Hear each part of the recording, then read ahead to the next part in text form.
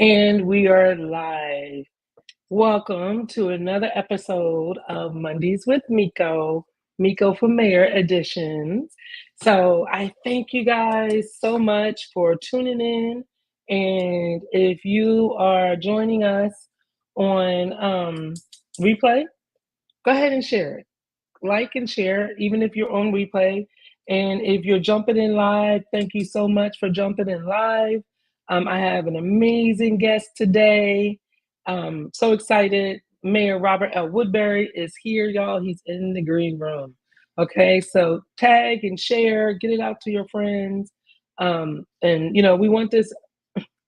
Thank you so much, Queen. I appreciate you, but we got work to do, right? um, so listen, Queen says, let me share it. Let me show it. She says, "Hello, Madam Mayor." Well, when I hear that, what do I say, y'all? I say, "Work, sis." That's what I say, because we got work to do. Okay, we definitely got work to do. So right now, and for those of you that are my friends that are listening from all over, I thank you so much for listening and tuning in and hearing about our wonderful city of Mullins, South Carolina, and some of the current issues. So right now, what we have going on is Hurricane Debbie is heading our way. Hurricane tropical storm is heading our way, and with that, um, whether it's a hurricane or not, 10 to 20 inches of rain is very difficult in our communities with our infrastructure right now. So if you're a praying person, please pray for our city and our whole region. We love for this storm just to go straight offshore. It don't even touch us, right? But Mullins, we got to be prepared because Mullins, Marion County, we need to be prepared because it's best to be proactive, right? So, look around your surroundings. If you have stuff that's in your yard, those things become debris and they travel down the street when there's tons and tons of water. Okay. So if we could just do all of our normal prep, get your food, make sure all of your devices stay charged up. Okay. Mine is not plugged in right now, but we got to make sure everything stays charged up. If you have generators, make sure you get your gas for your generator. And always remember, never, ever, ever use a generator indoors. Okay. That is very, very dangerous. And a lot of times when storms happen, people may not get, pass away or get hurt in the storm itself, but it's the aftermath, right? It's mold damage in the lungs and through the air conditioning units, or running those generators inside or too close to the house. So let's just make sure that we're proactive. So I'm going to go ahead and get to it because I want to make every use of this 30 minutes. And then after we talk to our wonderful mayor of Mullins, then I will have some more information that I will be sharing with you today. Okay. But without further ado, I'm going to bring onto the stage here my dear friend, Mayor Robert L. Woodbury. I'm so happy that you're on Mondays with Miko. Thank you for having me. Thank you for inviting me. So happy to be here. So happy to be Oh, here. it's my pleasure. Matter of fact, I have a quote, man, and I know you're a very busy man, but I'm going to share this quote because I hope this quote speaks to what we're going to be covering today and what I've been paraphrasing as I've been having conversations with community members all across our great city. And that is, leadership means planting the seeds of trees whose shade you will not be able to enjoy. Mm. And so that explains you, sir. Wow. Just off the top of my head, I'm going to just tell y'all some things that I know about this man, that he has doubled the city revenue in just one term. He's cleared the way for abandoned houses to be torn down in our city. He's brought in our own city code enforcement, which we didn't have before.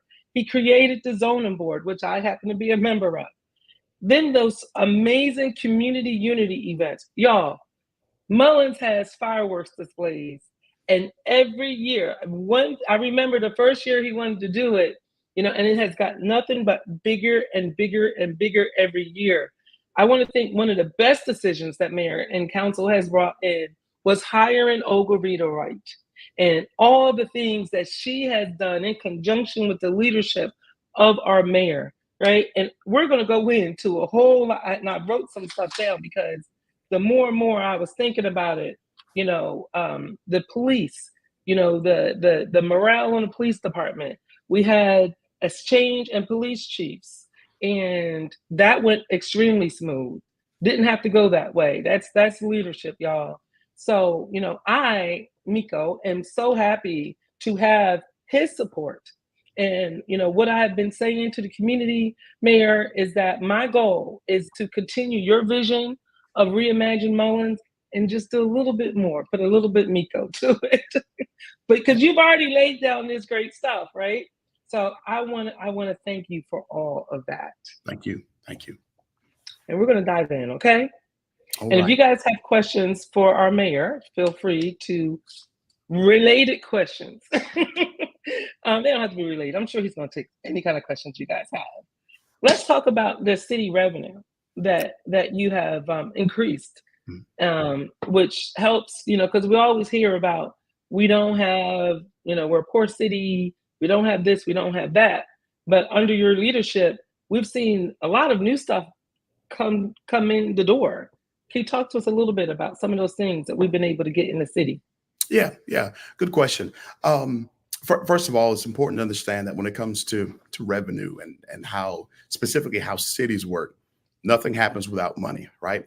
And there's only really a couple of ways to bring money to a city. You either have to increase taxes or you have to create streams of revenue. And so there have been a little bit of both over the last few years that we have implemented. And I will say that one of our greatest revenue sources has been our trash, our garbage department, street and sanitation, taking on that project. Now, I had to be honest, the project or starting that project took place with Mayor McMillan, right? As a council, we voted and we brought it to pass. But in these last few years, we have grown it.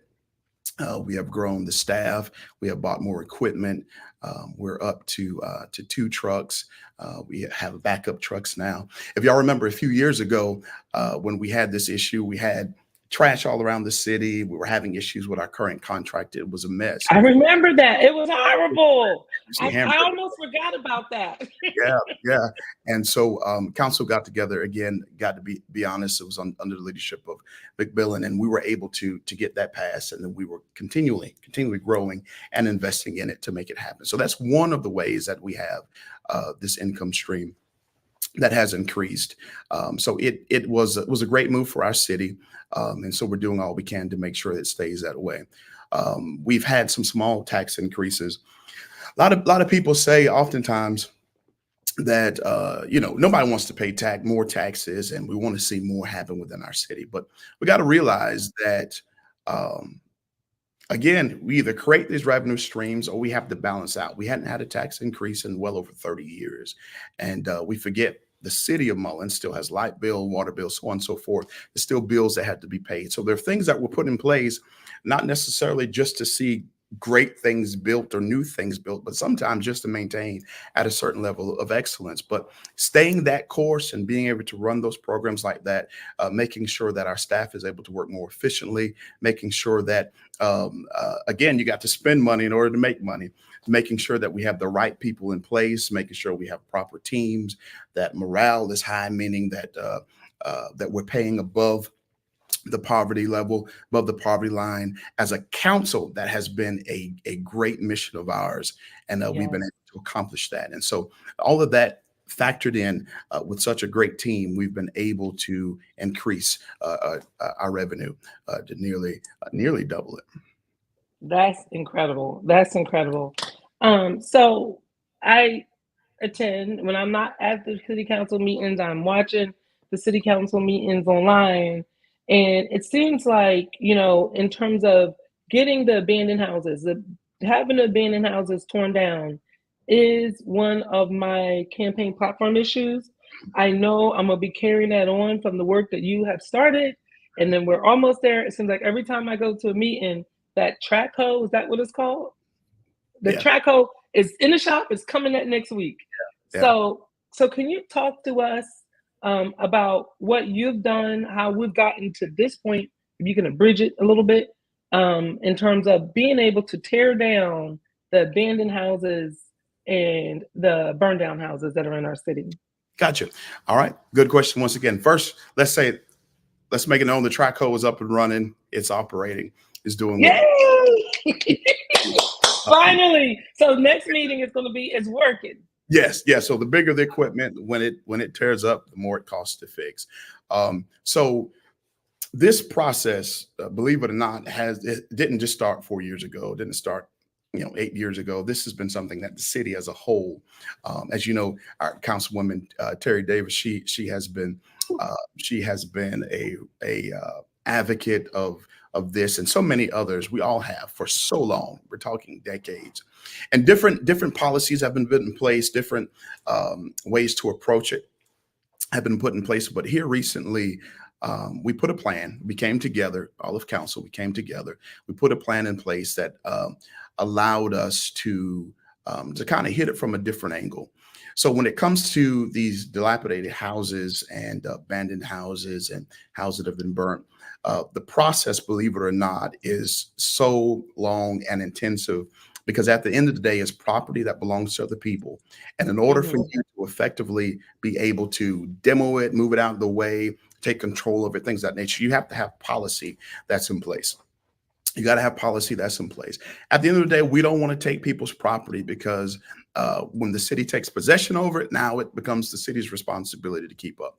So we've tried to put programs in place that gives the property owners, and sometimes it's many owners, the ability to go through certain steps to get the house either fixed, remediation, repair, or to have some type of affordable means to get the houses torn down. And so our building official was very instrumental. And that was a key part in this project, and having someone who is experienced and knows the law was instrumental in putting programs together that make it affordable for the citizens to sign up for the city to tear down the houses, or to find other means to get these houses taken down. We all know that when dilapidation is removed, then property values go up. That city looks better. Yes. Overall morale, this things change, and we've been able to tear down quite a few houses. It is a slow process. We were hoping it was going to go a whole lot quicker, but there's just so many nuances. But one of the things that we have done that I'm proud of, and I say we again because it's a team effort. One of the things that we have done we were able to create a team, create a demolition team. At the end of the day, the state doesn't want the city in the business of tearing down houses, nor do we Mhm. want to be in that business. But we want to make sure it's affordable and that it's an option for the residents. And so we were able to put a team together, a team of not only one side demolition, but another side for abatement, because that is really where the big cost comes in. People think it's And just abatement is asbestos, yeah, right? asbestos So we abatement. can't go in and tear down a building, a We can. house that has asbestos, and all of our old houses have Yeah, asbestos. yeah, Because we tear it down, it's going to spread and get people sick. that's right. So So if a house, so now you have a team that does. What does that team do yeah, to so help if a with house that? was built 50 years ago, you already know it's going to have some type of asbestos. Most houses do, and so like you said, it gets in the air and so on and so forth. And so we hired a team in house that we sent to training who. Okay. Will be asbestos will half the team is asbestos trained, and they're able to actually do the abatements. So for instance, it may cost a few $100s to or several $100s to get the testing done for a house, right? And then Hmm. we send off to a lab, we get the results back, and then another organization has to do the actual abatement process, which is getting rid of it. And so what our team was able to discover, what our building official was able to present to us is sometimes it's just there's a rug in the house or there's a part of the house that needs to be abated, and it's not the entire house, and that gets very expensive because you may have a house that's falling in or a house that's not worth much at all. may be worth $1,000. That's the land value maybe in its current state, but it may cost $15,000 to get it abated. And so the cheaper route is to send a crew to be certified in this, and we do this in-house. And so with as much budget as we have and manpower we have, we're able to tear these things down. And so part of that project that makes that work successfully in sync is the track hole that we're talking about.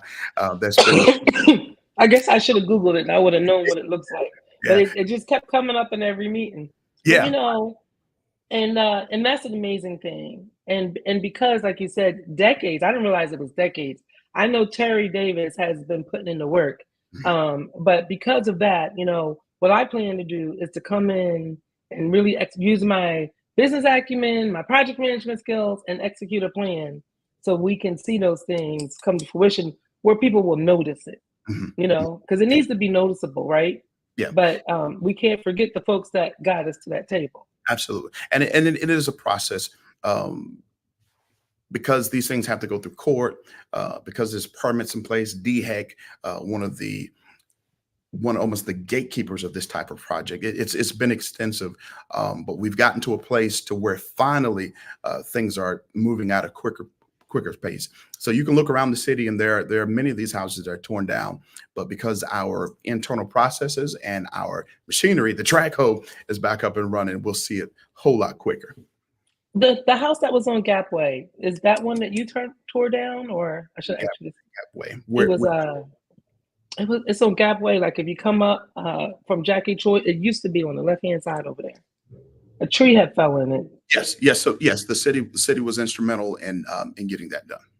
Yeah. Okay, that makes a big difference. Owner, yes. Awesome. And you know what?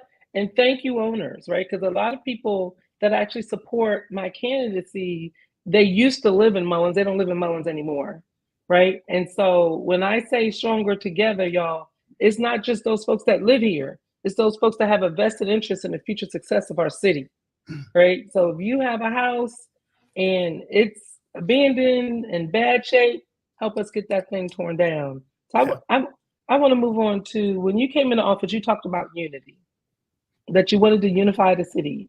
How do you feel as though you were able to do that? And what were some of those things that you did around unity? Yeah. I think we're successful. One of the things about unity is, how do you measure it? How is it?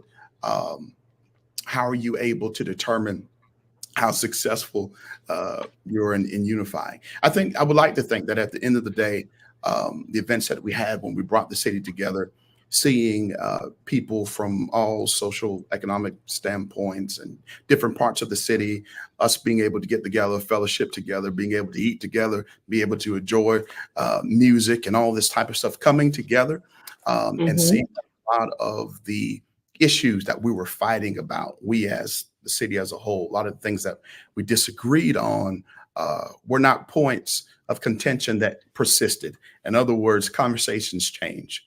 In other words, things got a whole lot easier to manage and to navigate. So I think, like, for instance, you mentioned it before, our Reimagine Mullins fireworks show.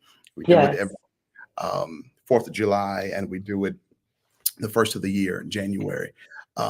Those have been great successes. We've seen 500 and 600 and 700 people come and gather and eat food truck, or be at the food trucks and eating and having a good time and smiling, seeing people smiling and pulling out lawn chairs. That really makes a difference when our nation is divided on so many issues. To be able to see us, we can't afford to be divided on these issues. Yeah, we may have our different political beliefs, but at the end of the day, we gotta be together.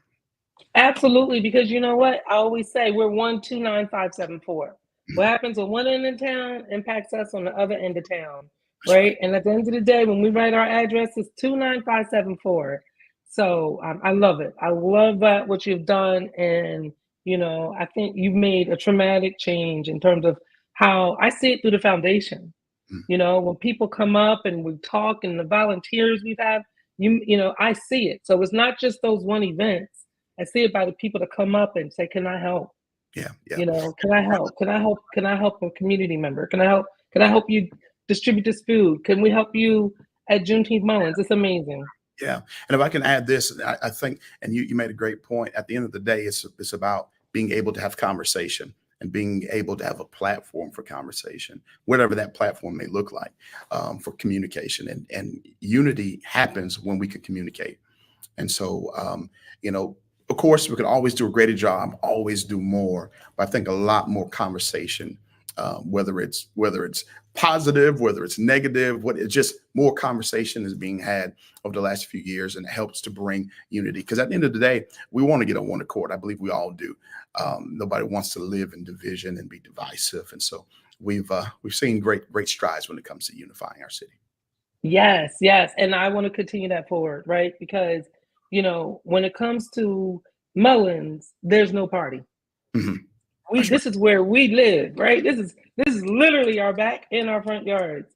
So I want to go to what I think is your baby. You have a lot of things that you've brought to the table. But I'm gonna get it right because I call it something different. The old brick square, which is across the street from the Mullins Library. Um, you've been ta- I think you was a council person the first time you talked about a splash pad. Mhm. Yeah, yeah, yeah. We've been And talking about Splash for a long time. Mhm. yes, yes, yes. So I'm gonna show y'all. I'm gonna bring it up. I'm gonna bring it up. Let me see. I'm gonna show you guys the rendering. And then can you talk about I'm gonna go through some of these slides. Guys, I hope you guys can see this. So if you go to the library, I think this is the one we'll start with. If you The library in Mullins, right across the street from that, you see that little workout, the little blue workout area. And that's the first of this beautiful city vision that's going to be implemented, right? It won't be done by November. So, but it's definitely. I like to say that it's your baby. Can Yeah, you talk to the people about this? What's going on? yeah. So again, this is the old brick square. It's what we call the old brick square, uh, multi-purpose or multi-use park and marketplace. And so many years ago, again, this was an idea that was pitched from council. Even prior to that, there was a variation, an idea, a version of it that came from our former mayor as well. And we always wanted to know what would work best here. What could we build to make money? Because ultimately, parks don't usually make money.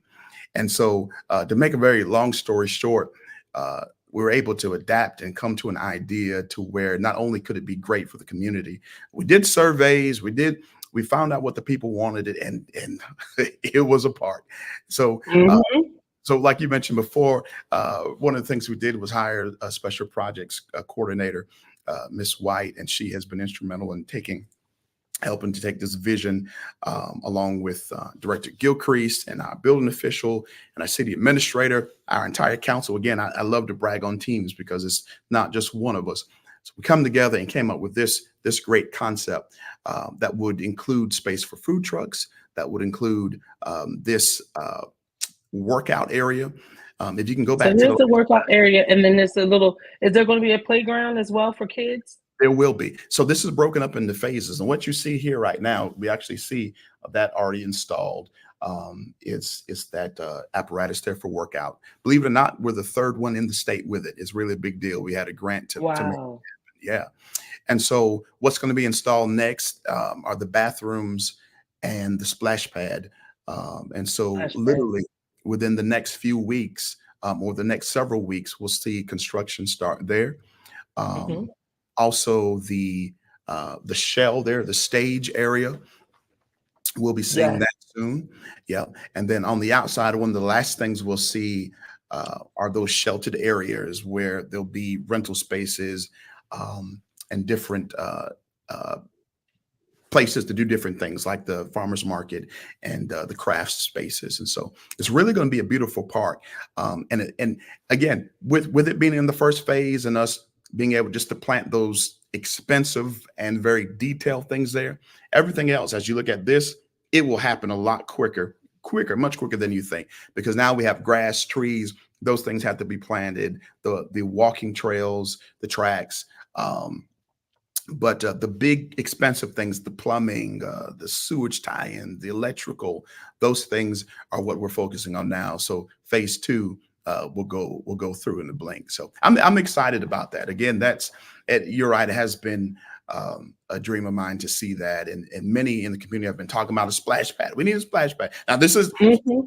this isn't the biggest, the best, nor the greatest splash pad, but I believe it's going to be better than what we have, which is nothing, not a splash pad. So I think I'll the key. just create a vision. Like just hearing you talk, there's a stage, right? So there's gonna be there's your stage over there. Yeah, So you got stage, you got a workout area, you got sitting areas, you got some place for the kids, you got some place for crafters that is covered, and some place for clean bathrooms, yeah, right? yeah, So I can just imagine bands performing, kids playing.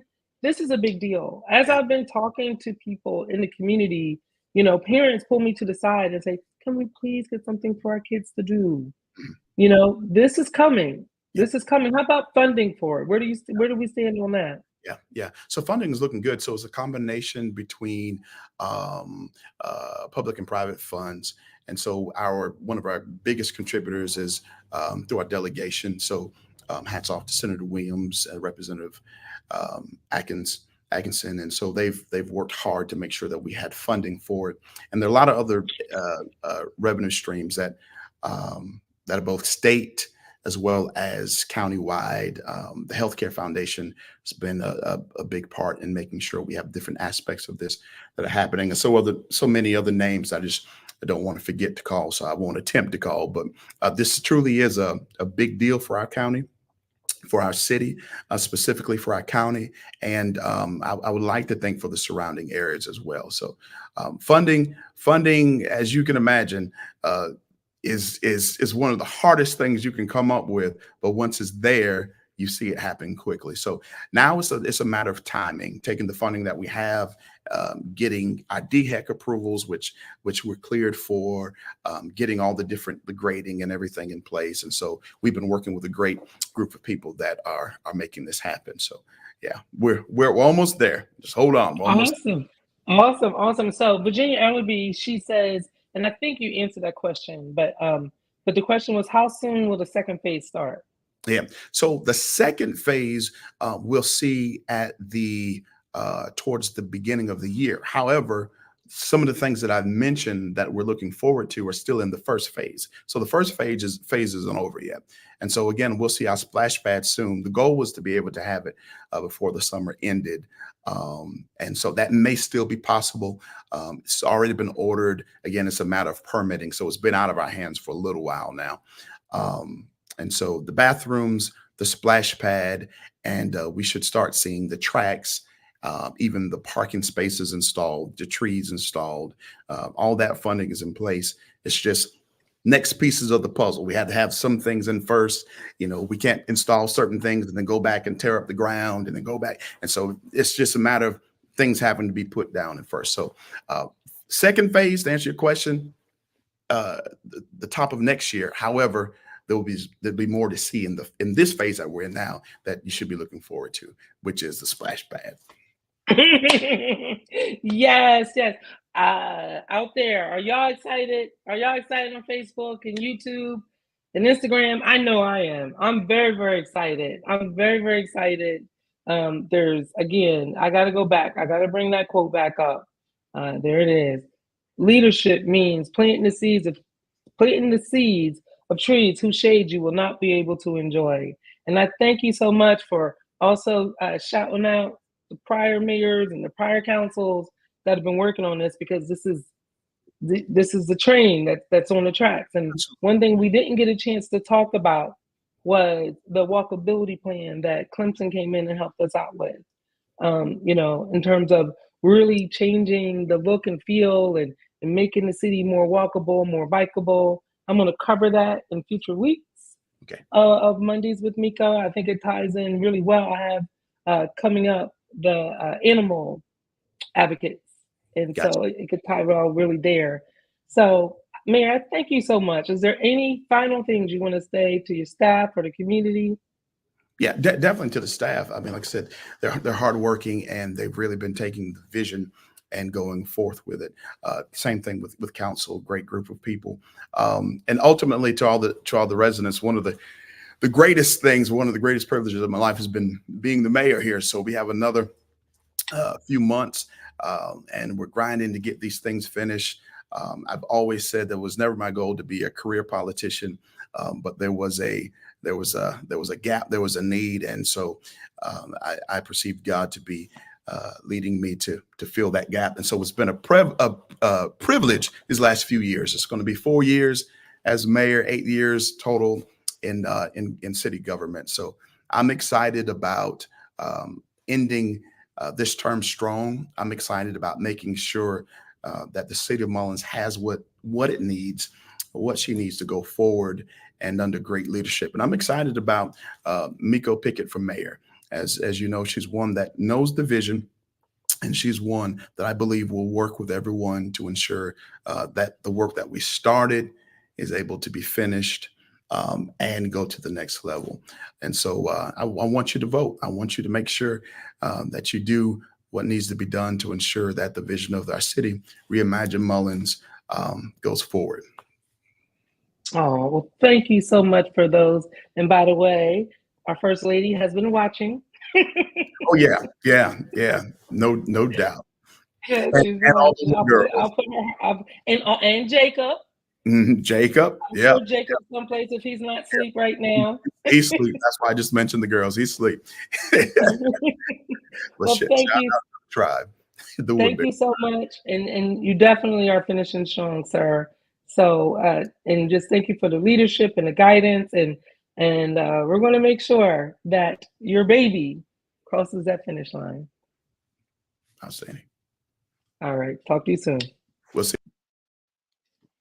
So, y'all, I'm excited, and every time I talk to him and hear the excitement in his voice for everything that he's done, and y'all, you probably see more of our mayor next year than ever before, because I know these things are near and dear to him, very very near and dear to him. Thank you so much, Cynthia. I appreciate you. I appreciate his support.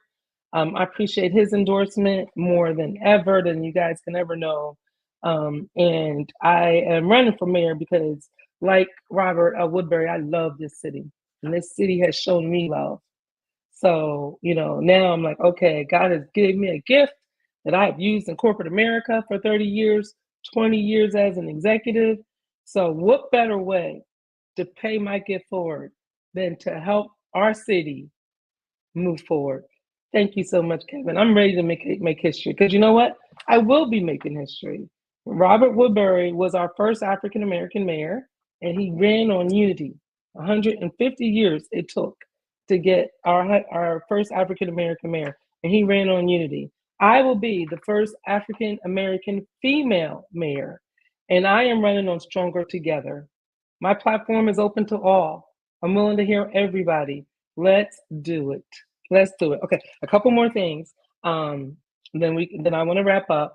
I've been talking to folks about the EV charging station ideas. The businesses are loving it. I'm ready. I'm ready. I think that's going to be great, because we want to bring people to our city. We're getting our city all spiffed up and beautiful. We all agree, we've been talking about this every week, that we need to support our local businesses on Main Street and off Main Street, right? Last week, I brought in Cynthia Ford, and she talked about the Young Entrepreneur Commission that we're going to start. So we're going to be doing these things. And when we do these things, we need to bring the people. We need to bring the people to our city. And what better way than to have their cars force them here? So check this out, y'all. Two of my sons have electronic vehicles. My oldest son, he in Chicago, he has a complete electronic vehicle. So he puts no gas in his car at all. And then my second oldest son, he just bought a car, and it's a hybrid. So I've been asking him tons and tons of questions, right? But how cool would it have been if, he could, because to come from Charlotte to here, I think he told me he did put gas in it, but he can go like 140 miles on his hybrid with no gas. So all week they're not putting any gas in the car. So that's really cool. But how about this? Let's bring these folks to our city. So let's keep up the conversation. When you guys see me on the streets, I thank you so much for telling me your ideas and your thoughts about that. Business owners, thank you so much for talking to me on housing. In the next couple of weeks, I'm going to be bringing some people to the table to talk about housing. But remember, I'm not going to, the things I'm going to tell you about, a lot of times, I'm just going to be connecting folks that bring stuff to the table because everything doesn't have to be done by the city, right? So we have a housing program that April Smith and some others at the foundation are going to be working with other nonprofits to bring lenders to our city. So when we bring these lenders to our city, so we're gonna bring it to you, right? You know, the mayor talked about tearing down abandoned houses, and we want to build our city because we want you to stay. I talked to a lot of people that are on the fence. No, you stay. This city is coming up. All right. Trying to see what else I want to talk to you guys about. Don't forget to register to vote. I filed last week. Yay. You guys have till October to register. And if you change your address and you now live in the city, you need to register to vote to change your address. Okay. If you need forms, I have forms. Want to also put up for you my phone number. So I no longer have an office, a campaign office on Main Street. But if you want me, and I hope you do, people have been calling me, people have been hitting me up. You can call to schedule an appointment. It's right here, 843-350-2570. And you can schedule an appointment, or if you just want to talk. I've been having some amazing conversations with community members. I want to hear you. I want to hear you. And like the mayor said, I have one vote when I'm mayor. So the partnerships working with, but I want to be your vote. I want to be the people's vote, right? So in order for that to happen, I need to know kind of what's on your mind. And then I'm going to be asking y'all to do stuff too. And people are seeing that. Coming up next week, y'all, next week, I have Kendra Fling, and she's going to be talking about absentee ballots, the good, the bad, and the ugly. So I'm not going to go too much into what she's going to be talking about, but you don't want to miss Kendra Fling, what she has to say on Mondays with Miko next week. And then after that, I have the Marion County animal advocates, and you can see what they're doing right now. So think about all the pets, all the strays. They told me to stop calling them pets, but all the strays that are in our animal shelter right now. With this storm coming in, you know, they're outside. So these women that I met, I call them heroes because they literally save these strays. And I'm gonna let them. I'm gonna let them tell you about what they've done and how much work they do in Mullins on a daily basis. But it's really, really, really, really awesome. Okay. So also this week, y'all, I'm going to be running for office isn't easy. I told you all that. I tell you over and over again. It's not easy. We have to get me in my house. Yes, sis, we got to get you in your house. Absolutely. So this is for Cynthia. Stay tuned. There's more to come. Stay tuned. So I got to run, and I have to buy things. I have to buy yard signs. I have to buy palm cards. So one of the things that we're doing, we're going to be releasing our merchandise store this week, right? So I have my 29574 earrings. So you can donate money to my campaign, and then you can get something back too, right? That's pretty cool. So for your donation, the 29574 earrings, some delicious, delicious lip gloss. My friend Shanae Birch, she made it. It's called Miko's Paradise. That's going to be on my merch website as well as the t-shirts are in Miko for Mayor Stronger Together. So all that's going to come out this week. Thank you all so much that have been sharing my posts. I'm on TikTok now. Thank you for sharing my TikTok. And let's do this, right? Work, sis. I'll see y'all next week.